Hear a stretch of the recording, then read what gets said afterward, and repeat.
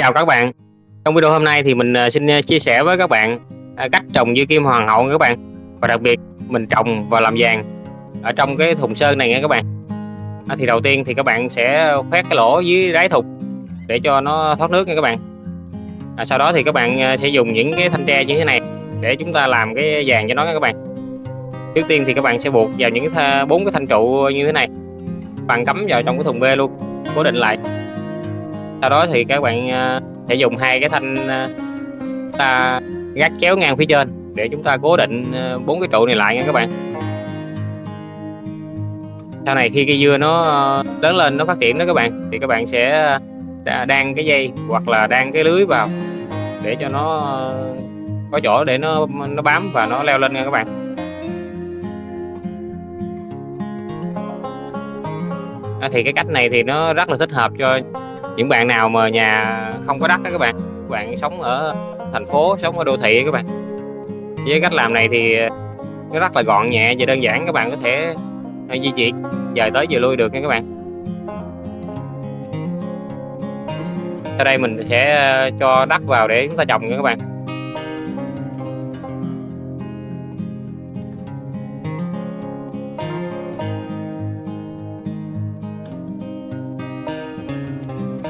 Đây là những cái cây dưa kim hoàng hậu của mình được 10 ngày này các bạn. Thì lúc này thì cái cây nó được khoảng 3 đến 4 lá thật nha các bạn.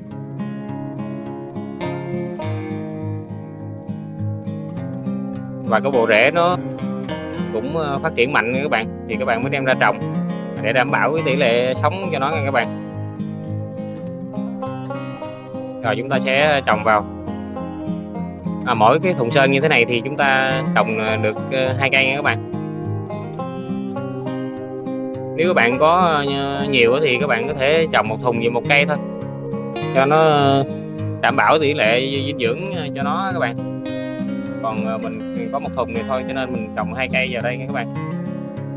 Sau khi trồng xong thì các bạn sẽ tưới nước nhiều vào các bạn, để cho cái bộ rễ nó nhanh phát triển các bạn. Và đây là cái hệ thống để chúng ta cung cấp phân bón hữu cơ cho nó nha các bạn.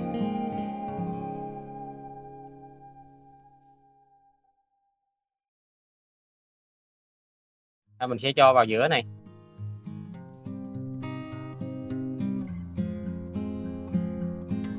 Đây là rác thải hữu cơ của nhà bếp này các bạn. Mình tận dụng để mình cho vào đây nha các bạn.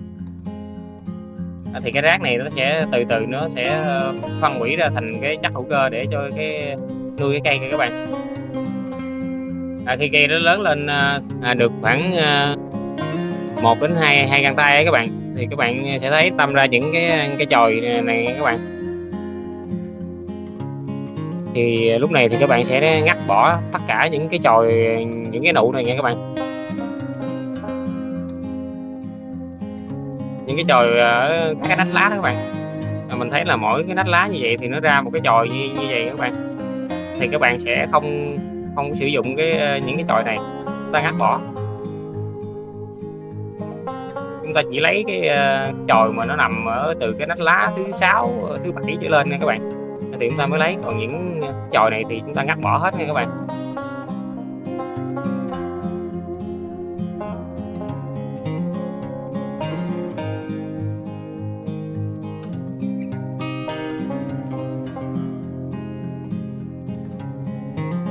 Khi dưa lớn lên thì các bạn sẽ giăng những cái dây như thế này các bạn, để cho cây dưa nó có chỗ nó bám và nó leo lên đó các bạn.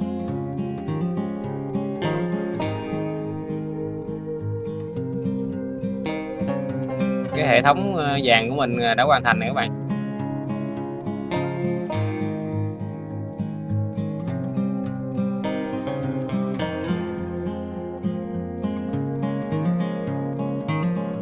Và lúc này thì cây dưa nó cũng đã lớn lên rồi, nó bắt đầu có ra hoa và có những cái nụ đầu tiên nha các bạn.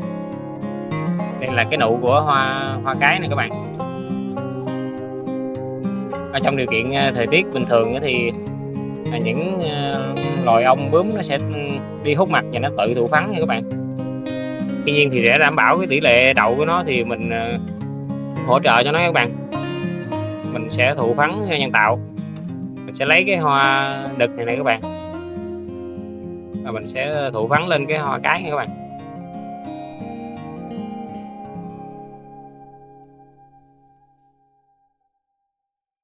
Và đây cái trái này đã đậu nè các bạn.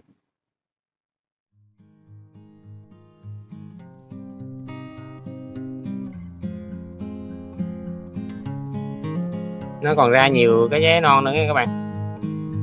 Và bên đây cũng có mấy trái này các bạn.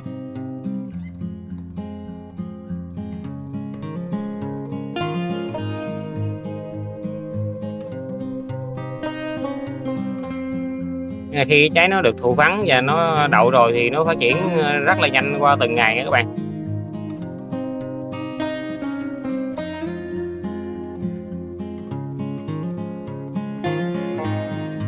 Và lúc này các bạn xem trái dưa chúng ta đã già nè các bạn. Mình thấy là bên đây nó còn ra thêm một cái trái non nữa các bạn.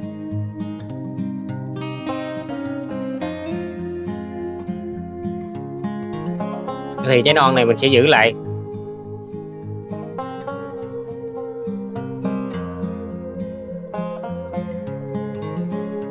Bây giờ mình sẽ thu hoạch cái trái này trước. Khi cái trái chín thì cái màu nó chuyển sang màu vàng như thế này các bạn. Màu vàng nó óng các bạn, vàng óng. Cái da nó căng lên và cái màu nó chuyển sang màu vàng óng ánh các bạn, nó bóng đó các bạn. Thì lúc này thì các bạn sẽ thu hoạch. Mình sẽ cắt cái quả này nha các bạn. Để cho các bạn biết cái quả dưa này như thế nào thì mình sẽ làm thử một món ăn nha các bạn.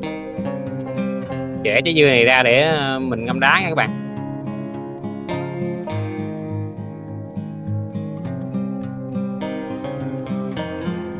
Nó không phải là dưa gan nha các bạn. Cái dưa gan thì cái ruột nó rất là mềm các bạn.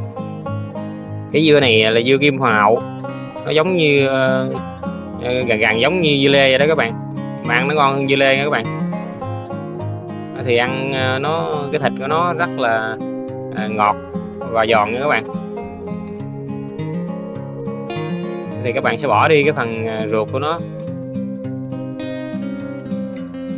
Những cái hạt này nè các bạn có thể tận dụng để chúng ta trồng lại được nha các bạn. Các bạn đem cái hạt này các bạn đi phơi khô, xong các bạn bỏ vô túi ni lông, các bạn bảo quản. Khi các bạn muốn trồng thì các bạn đem ra trồng, nó rất là dễ lên nha các bạn.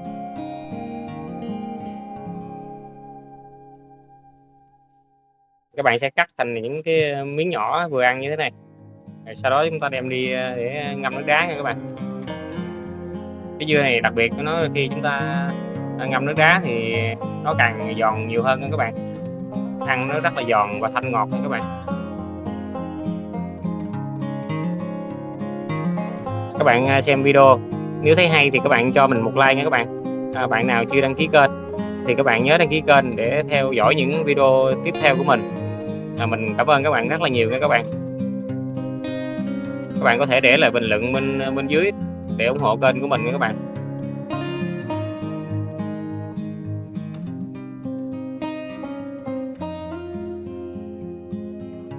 Thì cái video của mình đến đây là kết thúc nha các bạn. Xin cảm ơn các bạn rất là nhiều. Xin chào tạm biệt và hẹn gặp lại các bạn.